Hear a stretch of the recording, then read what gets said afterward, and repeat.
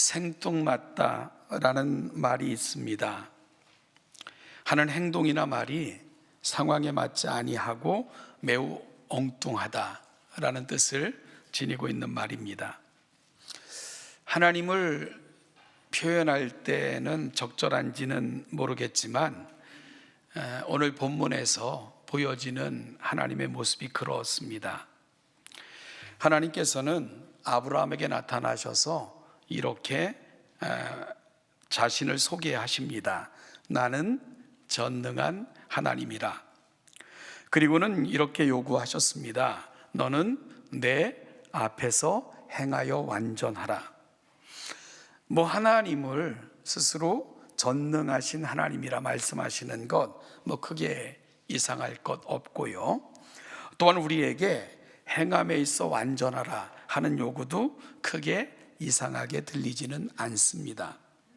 그런데 이 말씀이 하신 시점이 문제입니다. 이 말씀을 하신 시점을 보면 이 말씀과 요구가 문맥상 잘 연결되어지지 않게 좀 생뚱맞게 그렇게 보여지기 때문입니다.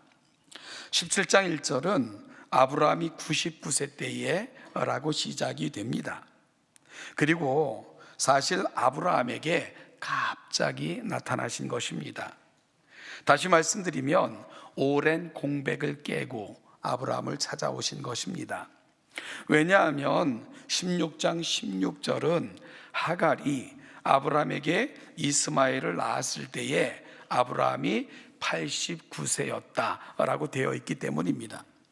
그리고 17장 첫 절이 아브라함이 99세 때라고 시작되니 이 한 절 사이에는 무려 13년의 공백이 존재하는 거죠. 여러분이 13년의 공백을 깨고 나타나신 하나님께서 나는 전능한 하나님이라 너는 내 앞에서 행하여 완전하라 라고 말씀하셨다면 조금 생뚱맞아 보이는 것이 사실 아닙니까? 사실 아브라함을 부르신 이후 하나님께서는 늘 아브라함과 동행하셨습니다. 한 번도 아브라함을 떠나신 적이 없었습니다. 그런데 오늘 본문에서 말씀하시기 전까지 무려 13년간의 세월 동안 하나님께서는 아브라함에게 침묵하셨던 것입니다. 이렇게 하신 데는 그 이유가 있습니다. 창세기 16장에는 아브라함이 사레의 여종 하갈에게서 이스마엘을 낳는 그런 기사가 기록되어 있습니다. 아브라함의 아내 사레가 자녀에 대한 하나님의 약속에도 불구하고 가나안 땅에 거주한 지도 어엿 10년이 넘어가지만 아이가 없었습니다. 그러자 조급한 나머지 그의 여종을 아브라함에게 첩으로 주었고요. 하갈은 아브라함을 통해 임신하게 됩니다. 이에 방자해진 하갈이 주인인 사레를 멸시했고요. 이는 아브라함 가정에 큰 불화를 낳게 됩니다. 이에 사레의 미움을 받은 하갈은 결국 견디다 못해 도망했고요. 이런 하갈을 하나님께서는 불쌍히 여기셔서 다시 아브라함 곁으로 인도하셨습니다. 이런 우여곡절 끝에 태어난 아이가 바로 이스마엘입니다. 그리고 이 이스마엘이 바로 아랍인과 이슬람교의 기원으로 알려지고 있는 바로 그 아들입니다. 여러분, 이때 아브라함의 나이가 몇 살이었다고요? 86세였습니다. 그런데 이 사건 이후 하나님께서는 무려 13년간이나 아브라함에게 나타나셨다는 기록이 없습니다. 하나님의 오랜 침묵이 계속되었던 것입니다. 그런데 말씀드린 것처럼 아브라함을 부르신 후에 하나님께서는 늘 아브라함과 동행하셨습니다. 한 번도 아브라함을 떠나셨던 적이 없습니다. 그런데 무려 13년간이나 하나님께서는 침묵하셨습니다. 그러니 이 침묵이 아브라함에게는 매우 어색하고 불편하고 그리고 또한 그에게 불안한 시간이었을 것이 분명합니다. 하나님의 침묵의 시간이 길어질수록 그런 아브라함의 마음의 침은 아마 더해 갔지 않았을까 생각이 듭니다. 특히나 하나님의 방법으로가 아닌 사람의 방법으로 후손을 얻고자 아들까지 낳은 후에 침묵인지라 아브라함의 마음은 더더욱 불안함과 답답함으로 가득했을 것이다. 아마도 하나님의 침묵이 아브라함에겐 그랬을 것이다 라는 생각을 해보게 되는 거죠. 그런데 13년간의 침묵을 깨고 하나님께서 드디어 아브라함을 찾아오신 거예요. 그 긴 침묵을 깨고 아브라함에게 들려진 그 일성, 그 첫 마디가 바로 오늘 본문 1절이 되는 겁니다. 이제 아브라함은 99세가 된 노인으로 바뀌어 있었고요. 그 아브라함에게 하나님은 이렇게 말씀하셨습니다. 나는 전능한 하나님이라. 여러분은 이 13년의 긴 침묵 끝에 답자고자 나타나셔서 하나님께서 여러분에게 나는 전능한 하나님이야 라고 말씀하셨다면 어떤 생각이 드셨을 것 같습니까? 13년간의 침묵을 깨고 나타나셔서 내게 하신 첫 마디가 나는 전능한 하나님이야. 여러분에게는 어떻게 들렸을까요? 저는 이 말씀을 묵상하며 이 하나님의 말씀이 이렇게 다가왔습니다. 나는 전능한 하나님이라. 아브라함아, 너 나를 믿지 못하겠니? 이렇게 들려왔어요. 그러면서 내 앞에서 행하여 완전하라. 너는 전적으로 나를 믿고 따르거라. 이런 의미로 저에게는 다가왔습니다. 결국 이 긴 침묵 끝에 하신 말씀은 나는 내 입으로 한 말을 반드시 성취할 수 있고 그리고 성취하고야마는 하나님이야 라고 하나님께서는 확인하시면서 그러니 너는 나를 믿고 따르라 하는 것을 다시 한번 요청하시는 것, 오늘 본문이 가고 있는 자리, 저는 이 말씀이 저에게는 이런 의미로 다가왔습니다. 사실 아브라함은 창세기 15장에서 친히 언약을 체결하시고 그를 처음 부르셨을 때 주셨던 말씀을 다시 한번 확인해 주시는 그런 감격을 체험했습니다.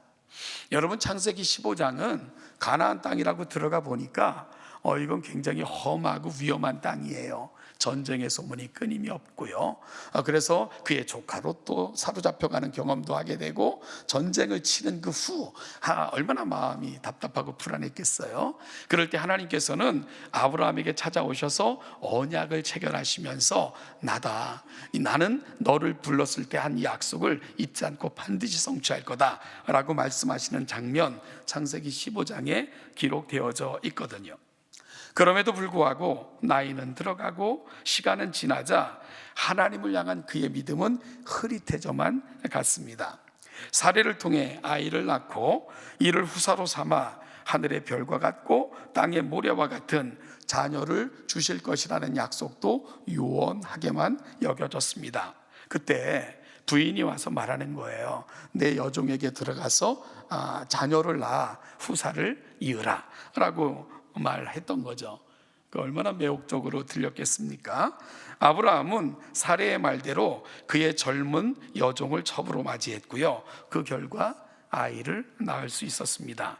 모든 것이 순조롭게 진행되는 것처럼 보였습니다. 아무 문제도 없는 것처럼 보였습니다. 아니, 오히려 하나님께서 하신 말씀을 스스로 이룬 것 같은 마음의 뿌듯함도 있지 않았을까 생각이 듭니다. 그런데 문제가 있어요. 이 모든 진행 과정 속에는 하나님이 빠졌다는 것입니다.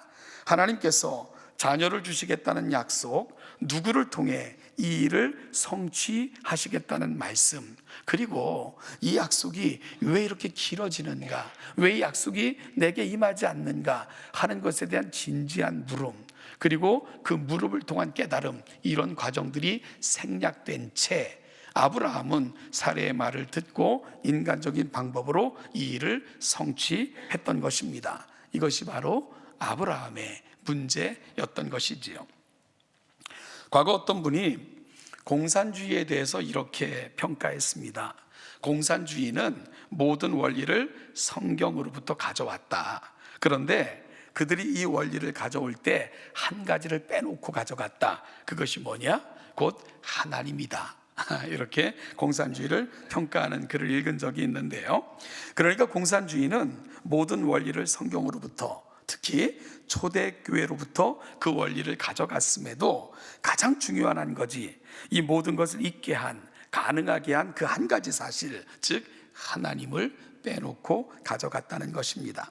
그리고 그 하나님 자리에 공산주의자들이 앉아버린 것입니다. 그러자 얼마나 무서운 결과에 이를 수밖에 없었는가를 역사는 자명하게 보여준 것이지요.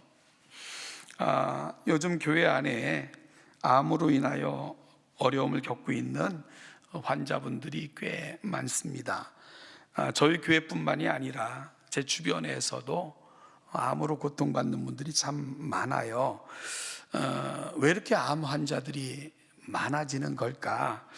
아마도 예전에는 규명되지도 알려지지도 않았던 것들까지 다 발견되므로 더 많은 환자들이 발생하는 것 아닐까, 이런 생각도 해보지만, 그럼에도 참 안타까운 그런 소식을 들을 때마다 가슴이 참 아플 때가 많습니다. 그래서 어떤 분이 참 희귀한, 듣도 보도 못했던 암에 걸렸다고 하면 암에 대해서 인터넷을 이렇게 뒤져보며 이게 어떤 암인지, 어떤 치유 과정인지, 어떤 상태인지를 그렇게 살펴보는 시간이 점점 더 많아지는 것 같아요. 그런데 이 암에 대해서 이렇게 쭉 이런저런 글을 읽다 보니까 이런 글이 있었습니다. 산소의 중요성과 암의 관계, 이런 글이었는데요. 물론 뭐 산소가 생명을 유지하는 데 있어서 절대적이다라는 것 모르는 사람 없을 건데, 이 글은 영양 공급보다도 훨씬 더 중요한 것이 산소를 공급하는 거다, 뭐 이렇게 쓰여져 있었습니다. 장로님이 맞는 말이죠, 그죠? 예, 이 글은 그 암은 체내에서 산소가 부족하여 적정한 산소가 공급되지 못할 때 발생하는 거다, 뭐 이렇게까지 이야기하면서 독일의 이렇게 아주 저명한 의사의 글도 인용하고, 그리고 또 세계적 병리학자였던 또 일본의 박사, 이런 글들도 쭉 인용하면서 내렸던 이런 결론을 싣고 있었어요. 만병은 한 가지 원인에서 발생한다. 그것은 바로 산소 부족이다. 그래서 몸 안에 이렇게 그 피의 순환이 원활하지 못하면 이렇게 산소를 실어나르는 것도 어려워지고, 그러다 보면 산소가 결핍이 되고, 그러면은 이 산소가 결핍되어 나타나는 현상이 암세포의 핵과 일치한다. 그래서 암세포를 일으키는 가장 중요한 원인은 산소 결핍이다, 이렇게 결론을 내리고 있었습니다. 그런 학자들의 글을 인용해서 그렇게 밝히고 있었는데요. 제가 이 글을 다 이해한 건 아니고, 이 글을 읽었다고 해서 제가 환자들에게 산소를 공급할 수 있는 그런 능력도 가진 것 아닌데, 그건 우리 훌륭하신 선생님들이, 의사 선생님들 다 하실 것이고요. 저는 이 글을 읽으면서 우리 신앙에 대해서 한번 좀 생각을 해보게 됐어요. 이 글을 읽으면서 생각이 이게 신앙에 이렇게 미치게 됐는데, 그 암이 참 무서운 질병인 건 맞잖아요. 암은 그 발생된 그 부위, 그거보다도 주변까지 황폐하게 만드는 그런 특징을 갖고 있기 때문에 그건 서서히 몸을 파괴해가는 그런 질병이기 때문에 매우 무서운 질병이 되는 거죠. 그런데 그 암의 원인이 산소 결핍으로 말미암아 촉발된다라고 말하는 것을 보면서 우리 신앙에도 동일한 문제가 있는 것 아닌가, 이런 생각을 한번 해보게 됐습니다. 여러분, 신앙에서도 절대적인 우리 생명과 직결되는 그런 산소와 같은 존재가 우리 신앙에도 있는 거죠. 신앙의 본질과 핵심이고 유일한 이유가 있습니다. 그게 뭐겠습니까? 바로 하나님이십니다. 신앙에서 하나님을 놓치면 사실은 다 놓치는 것입니다. 하나님이 누구시고, 하나님이 어떤 일을 행하셨고, 그리고 나에게는 어떤 분이신가, 이 질문 앞에 제대로 서지 못하면 사실은 우리 신앙에는 아무것도 남는 것이 없습니다. 따라서 신앙에서 이 부분이 분명하지 못하거나 분명한 고백에 이르지 못했거나 분명한 확신을 갖고 있지 못했다면 우리 신앙은 결코 온전함에 이를 수 없습니다. 아니, 오히려요, 하나님을 제대로 고백하지 못하고 인지하지 못하는 그런 신앙을 갖고 있다면 하나님을 놓친 공산주의처럼 우리가 신앙인이라는 이유가 더 위험해질 수도 있다 하는 사실을 기억할 필요가 있습니다. 여러분, 하나님을 놓친 신앙인, 그건 그냥 종교인들일 뿐인데요, 종교인들이 훨씬 더 이기적이고 더 사악하고 더 위험해질 수 있다, 이 사실을 함께 경고받고 있는 겁니다. 여러분, 암이 발견된 암보다 더 위험한 것은 그 암이 주변에 미치는 광범위한 영향 때문 아닙니까? 종교가 그럴 수 있다는 거예요. 그리고 마치 우리는 우리 사회에서 이런 현상들을 너무나도 많이 바라보며 살고 있는 요즘입니다. 그래서 암이 발견되면 암이 발견된 주변을 광범위하게 도려내므로 그 암으로 인하여 발생할 수 있는 위험을 사전에 방지하고자 애쓰는 것도 그런 이유 아니겠습니까? 따라서 오늘 말씀 앞에서 우리에게는 정말 반드시 도려내야 될 우리 신앙의 부분은 없는가 한번 돌아보는 귀한 이 아침이 되기를 소망합니다. 그걸 그냥 방치하면 우리에게도 우리 신앙에도 치명적 위험을 만들어낼 수 있기 때문에 그렇습니다. 오늘 본문에서 만나는 아브라함의 모습은 바로 그 신앙의 위험성 앞에 노출되어져 있는 모습을 우리는 보고 있는 것입니다. 여러분, 그는 하나님의 뜻과 방법, 하나님의 계획보다는 내 생각, 내 뜻, 주변의 의견을 조차 행동하고 있는 모습을 보여주고 있었습니다. 그렇게 그는 후사도 이을 수 있었고요, 자손에 대한 꿈도 꿀 수 있었습니다. 그런데 하나님은 침묵하셨고 하나님은 근심하셨습니다. 그리고 이로 인하여 아브라함은 장차 큰 어려움을 겪을 것이고요, 그 후손들은 끊임없는 분쟁을 겪을 것이고 지금까지도 계속되는 그 분쟁의 씨가 바로 아브라함의 그 삶 속에서 이미 잉태되고 있었던 것입니다. 그리고 그 어려움은 지금까지도 계속되고 있는 거죠. 마치 암세포처럼 그 주변에서 강력하게 어려움을 발생시킨 요인이 아브라함의 삶의 자리에서 잉태되어 자라고 있었던 것입니다.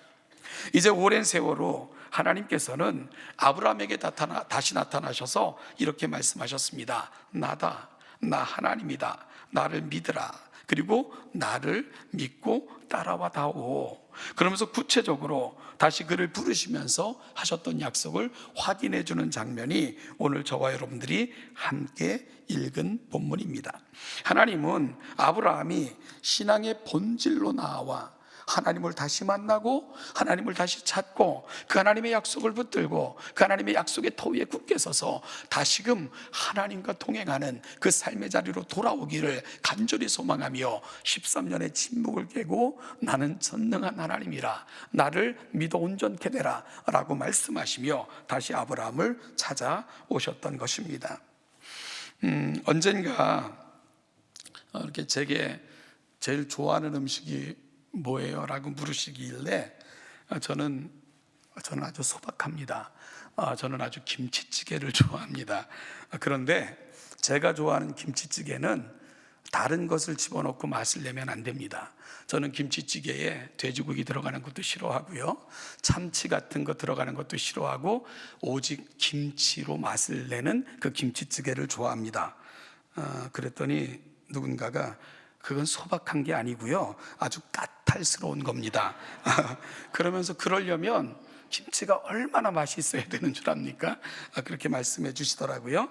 그래서 제가 그랬죠. 아니, 김치찌개라 그러면 김치가 내는 고유한 맛으로 승부를 내야 김치찌개지, 김치 조금 넣고 이거저거 막 집어넣어가지고 맛을 내고 김치찌개라 하면 그게 무슨 김치찌개냐고, 잡탕찌개지. 제가 그렇게 말씀드린 적이 있거든요. 여러분, 그렇지 않습니까? 요즘 보면 그 김치찌개라고 팔긴 하는데 김치 몇 조각 들어가지도 않아요. 그리고 온갖 것 다 집어넣고 김치찌개라고, 그 김치를 찾을래야 찾을 수 없는 그런 김치찌개가 제 주변에 너무나도 많아요.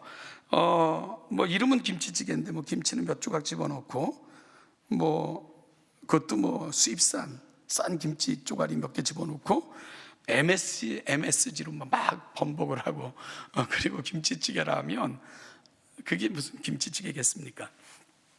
몇 년 전에 그 부목사 한 분이 아주 맛있는 김치찌개 집이 있대요. 그래서 저희 부부를 초대해 가지고 간 적이 있었어요. 식사를 하는데 그 연신 저희를 데려가신 부목사님, 무슨 맛있죠? 하면서 얘기를 해요. 그랬더니 저희 집사람이 가만히 있으면 좋은데 김치는 수입산이고 그냥 조미료 맛이네요.